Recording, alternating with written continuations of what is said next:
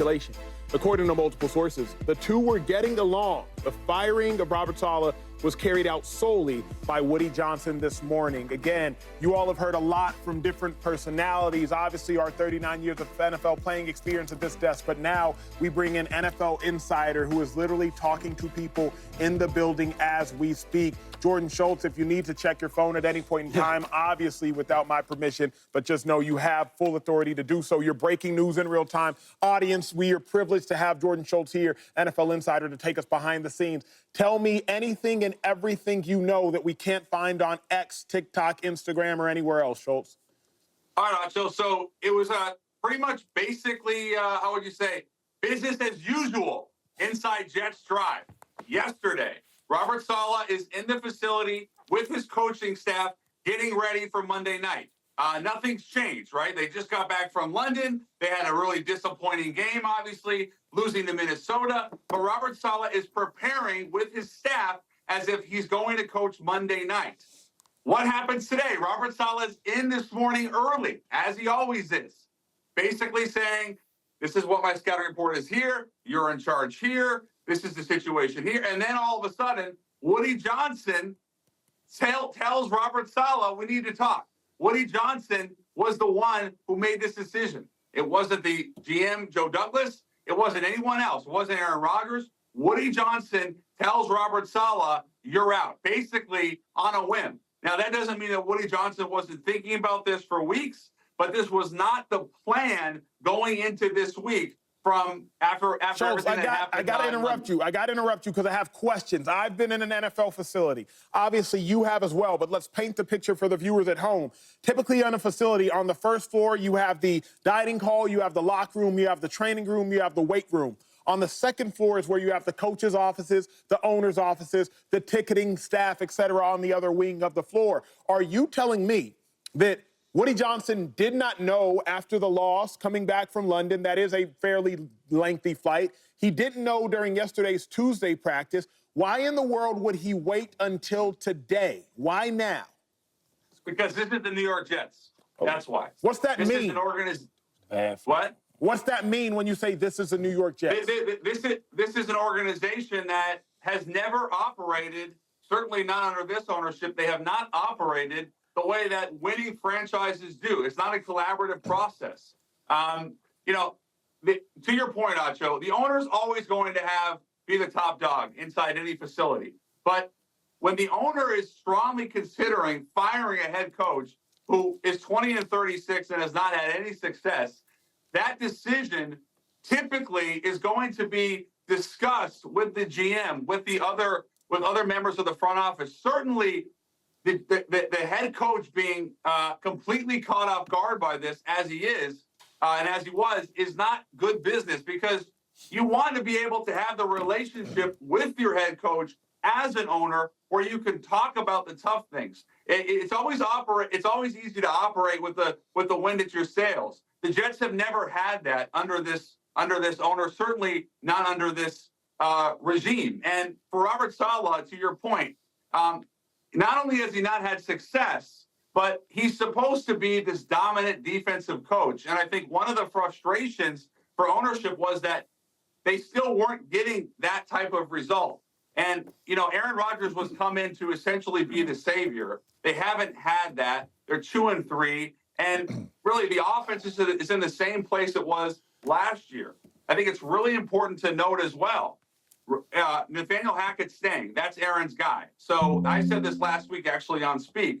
Aaron's going to attach himself to Hackett for better or worse. And that's his guy. That's his relationship. My understanding was that maybe his relationship wasn't perfect with Saleh, but it certainly was not the contributing factor as to why Saleh gets fired.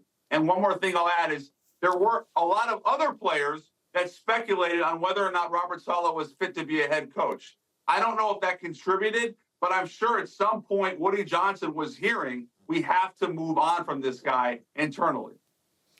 So, Jordan, so you're saying that Woody Johnson got up out of his office and walked past everybody else's office, didn't think about going downstairs to the locker room, talking to no players, and walked right into Robert Saleh's office after Monday he's been preparing and said on Tuesday, you are no longer the head coach. That's how this went. Like, he ain't talked to nobody else, no GM, no none, just, hey, looked at his phone like you are right now, got up out of his desk and said, it's time? James, this isn't Lambeau, baby. This is not how the Jets operate. You were spoiled for years with a great franchise. The Jets don't have that. All due respect, they don't have that. So, again, let me just be totally clear, because I was shocked when I heard that as well. This is what I was told 45 minutes ago. Robert Saleh is in the facility yesterday preparing for Monday night. Everything's fine. He's with his coaches. He comes back in this morning early. Robert Saleh preparing again, trying to delegate who's got what, who's watching what film, the responsibilities. Woody Johnson comes down this morning, doesn't talk to the GM, doesn't talk to anyone else inside the building, comes down to Robert Saleh's office and says, you're out, in no uncertain terms. Jordan, Chase Daniel here. Hey, so the Jets have never fired a coach during the middle of the season. And yes. It's week 6. They're 2-3. They could be in first place next week if they beat the Bills. Why now? Like, why now? Like, first answer that. I got another one after that. Okay, so you're absolutely right. Especially this regime has never done that. I think it was a culmination of London really couldn't have gone worse. It was an absolute nightmare for them. They were embarrassed. I know the final score says otherwise, but it was a really ugly, just a brutal game for them, and everyone saw it. I think on top of that, to your point, that's why they still have an opportunity to be in for if they bring Jeff over again, who everyone in that building loves, Chase. If they win Monday night, they are in first place. So they felt like, let's do this now before the season really gets away. But they've already seen this script. This book has already been written. We've seen Robert Saleh, again, a really nice guy, but everyone you talk to, a good person, good defensive guy, but not a head coach in terms of he's not communicating the way he needs to. He's never been able to get his defense, in my opinion, to where it should be. And I think they're still really in the Davante Adams market. It was told to me that this has zero effect on their pursuit of Davante Adams. So if you're the Jets and you're 2-3 to your point, Chase, we're still one more win away from first place, and maybe we can still turn this thing around with the Davante Adams. Well, unprecedented access you just got on national television thanks to NFL insider Jordan Schultz. Schultz, one of a kind, my friend. Appreciate you taking time in the midst of one of the biggest stories of the NFL season. Thank you, brother. Keep crushing, fellas. Thank you. You already know it. Well, look, when we return, Aaron Rodgers, Robert Saleh. Is Rodgers to blame for Saleh's firing? Or did Saleh do this one all by himself? When we return, we got to break that down. It's the breaking news. It's the biggest story. Do not go anywhere. I'm still shocked.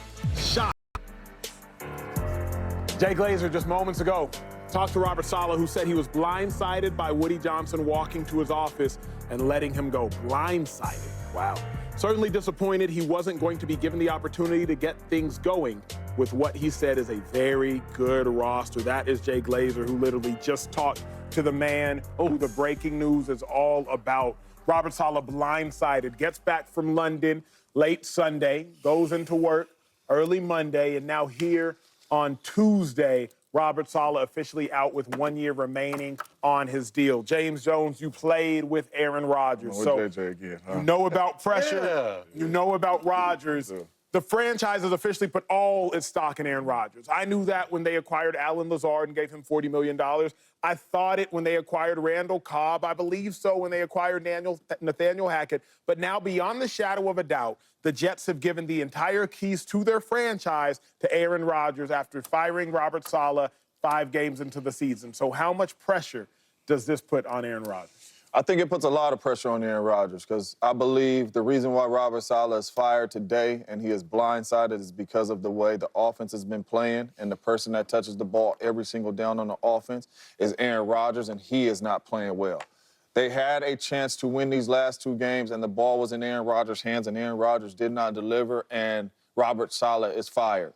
Now, I do not think Aaron had a say-so in it verbally, by the way he played, sure, but verbally I don't think so. But yes, it is a whole lot of pressure on Aaron Rodgers now because, to be honest with you, Your voice is going to be the one that needs to be heard in this locker room, too, with an interim head coach. You know, you're going to have to talk to the defense now. You're going to have to talk to the offense now. But most importantly, you're going to have to deliver now on that football field and be the best player out there and win some.